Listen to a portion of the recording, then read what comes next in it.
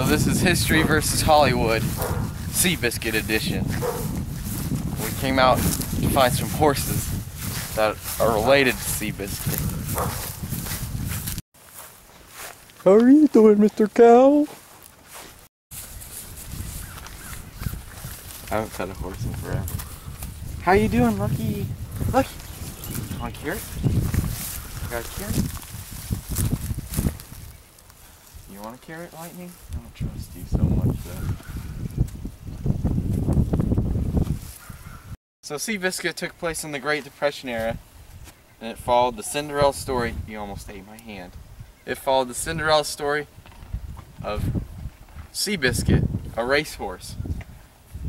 And the movie also covered its jockey Red Poller and Charles Howard, the owner of the horse. He's not being nice. I'm gonna keep feeding you. Is that okay? You're being nice to me today.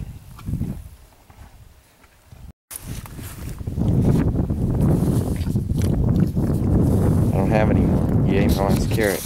I have to go get some more. So the Great Depression hit, and it put Red Poller's family.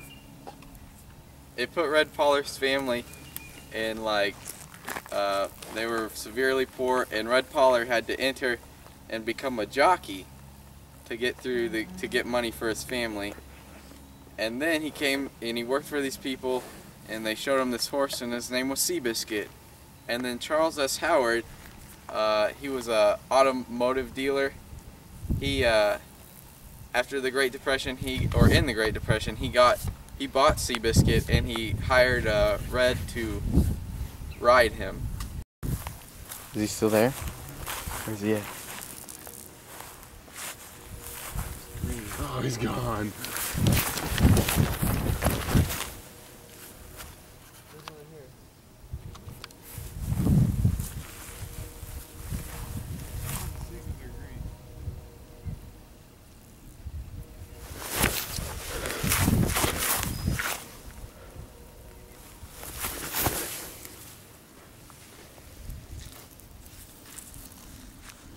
Oh, it gleeked on me.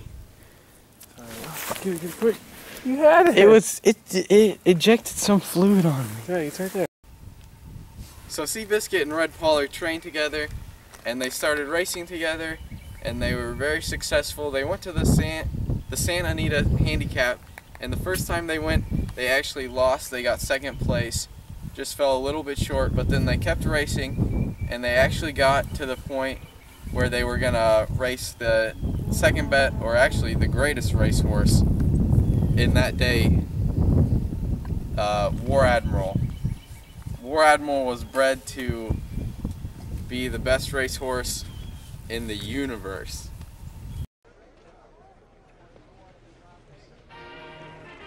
First he smashed them in the Kentucky Derby. Then he crushed them in the Preakness. Then he destroyed all comers in the Belmont to snatch the Triple Crown. At almost 18 hands, he's as big as he is fast. 18 hands? You need two guys to has annihilated the competition in every race he's ever entered.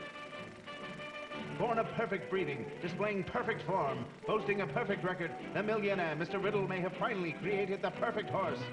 Until next time, this is Horace Holstetter for Metro. Mad at me? What a majestic creature. So right when Seabiscuit and War Admiral were gonna race, Red Poller actually rode another horse, and he injured his leg.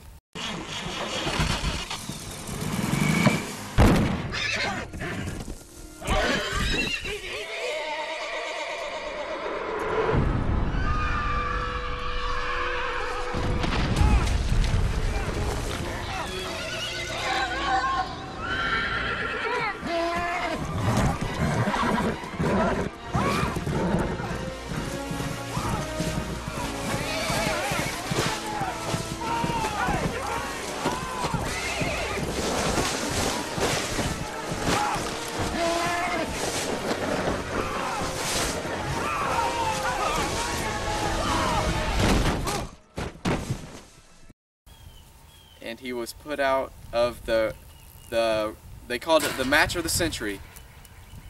Be respectful, Lucky. They called it the match of the century, and it was just one-on-one Seabiscuit and War Admiral, and Red Pollar shattered his leg so he couldn't go in the race, and George the Iceman Wolf stepped in and jockeyed on Seabiscuit, and he actually they won the race. They beat War Admiral in a stunning some odd lengths, 4 lengths I think. So long, Charlie.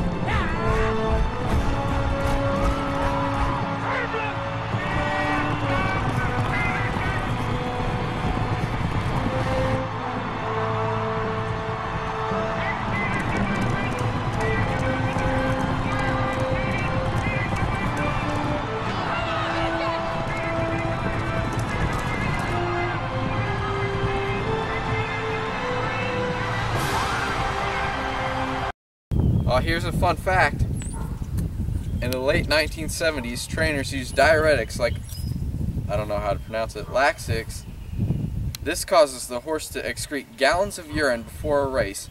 In theory, this makes the racehorse lighter and faster on the track. Thus the term, pee like a racehorse. So next thing you know, Seabiscuit breaks his leg too, and they have to go back, and Red Pollar and Seabiscuit, they go and they meet each other. Instead of putting him down, which they planned on doing, they planned on killing him, but instead he goes back to the ranch with Red, and they actually recover together, and they come back and they race in the Santa Anita Handicap once again, and they win. Super comeback story of the century. Winner, winner, chicken dinner. What are you doing? Sean, are you gonna get in there with them? No, they'll trample me. I'll stay out here and I'll pet him and talk to him from a distance. Fact, Seabiscuit was a finely bred racehorse from Man of War, one of the greatest racehorses of all time.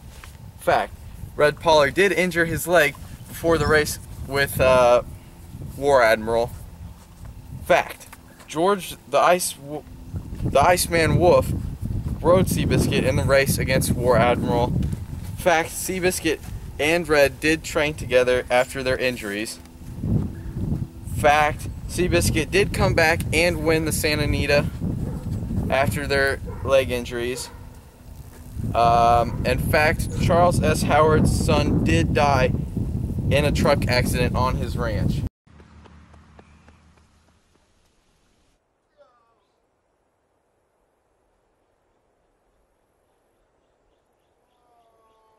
Fiction, Charles S. Howard actually had 3 sons, and the movie only portrayed him really having 1 son.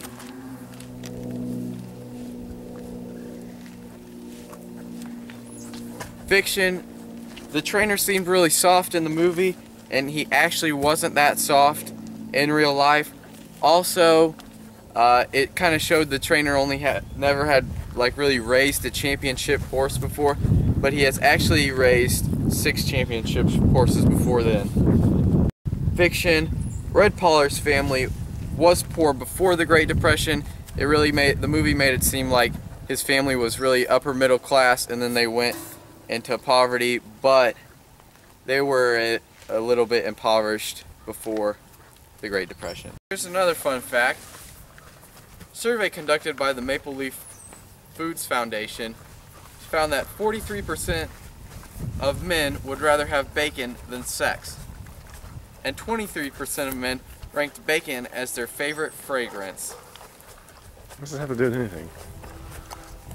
It's just a fun fact. So all in all, Seabiscuit was really historic. It was, for the most part, pretty historically accurate.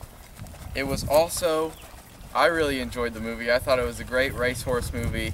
Jeff Bridges was phenomenal, as always. Are you employed, Mr. Lebowski? Wait, let me explain something to you. I am not Mr. Lebowski. You're Mr. Lebowski. I'm the dude. So that's what you call me, you know?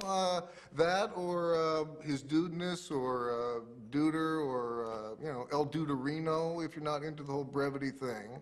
Who doesn't love a little bit of Jeff Bridges? Come on now.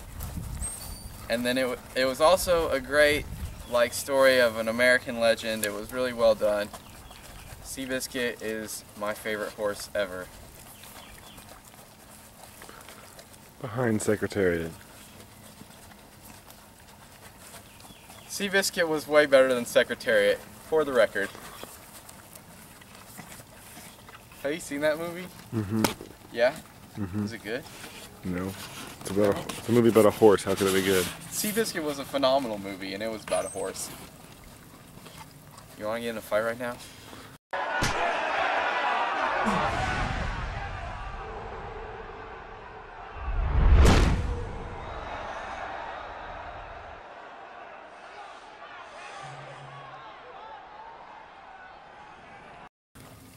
Why don't you slap one of the horses real hard and jump out of there?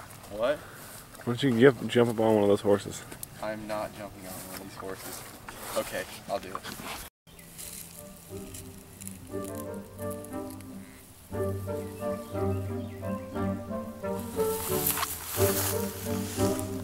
You got a good shot of it? Mm-hmm. This is gonna be so gross. I think it's gonna get in my braces and I'm gonna taste it.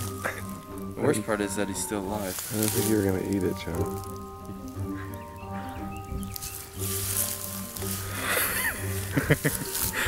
I'm about to eat a grasshopper. I'm so scared. Okay, here we go.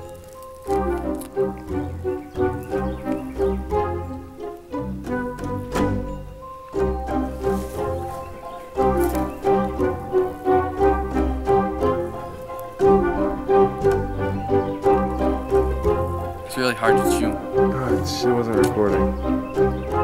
Boss. It was too.